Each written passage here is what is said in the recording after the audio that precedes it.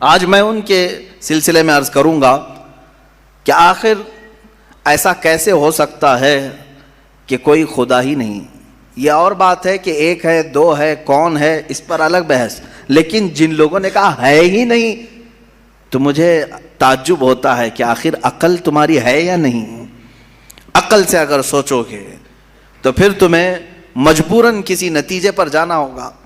امام اعظم ابو حنیفہ رضی اللہ تعالیٰ عنہ دہریوں کے لیے کھلی تلوار تھے. دہریہ کس کو کہتے ہیں؟ جو خدا کا ہی انکار کرتا ہے، یعنی کوئی نہیں ہے، نہ بھگوان ہے نہ خدا ہے، کوئی چیز ہے ہی نہیں، ہم خود سے چل رہے ہیں.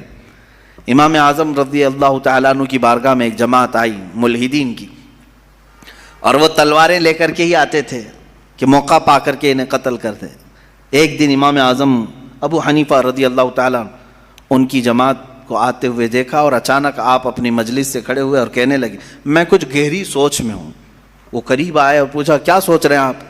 کہا کہ میں نے سنا ہے کہ ایک سمندر میں کشتی چل رہی ہے اور اس پر سامان خود سے لد جاتا ہے، اور بڑی برابر منزلوں پر وہ رکتی ہے اور اپنا سامان خود ہی اتارتی ہے.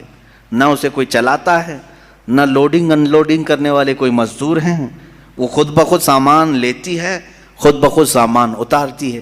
یہ روبوٹک دنیا بھی نہیں تھی اس وقت کہ وہ یقین کر لیتے، سائنسی دنیا بھی نہیں تھی اس وقت. تو ان دہریوں نے کہا کیا مذاق کر رہے ہیں آپ کہ سمندر میں کشتی بغیر ملاح کے، بغیر کیپٹن کے چل رہی ہے اور خود سامان لوڈ کر رہی، اتار رہی ہے، ہمارے ساتھ مذاق کر رہے ہیں آپ؟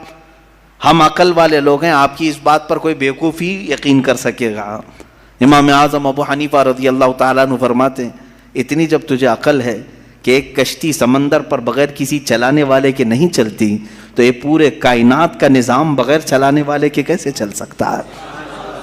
برابر وقت پر سورج کا طلوع ہونا، برابر وقت پر سورج کا غروب ہو جانا، چاند کا اپنی منزلوں پر چلنا، اور یہ سمندروں کا برابر اپنے مدار میں رہنا، اور یہ زمین کا طرح طرح کے پودے اگنا، اس میں پھول کا آنا، پھلوں کا آنا، یہ کیا اللہ کے ہونے کی نشانیاں نہیں ہیں؟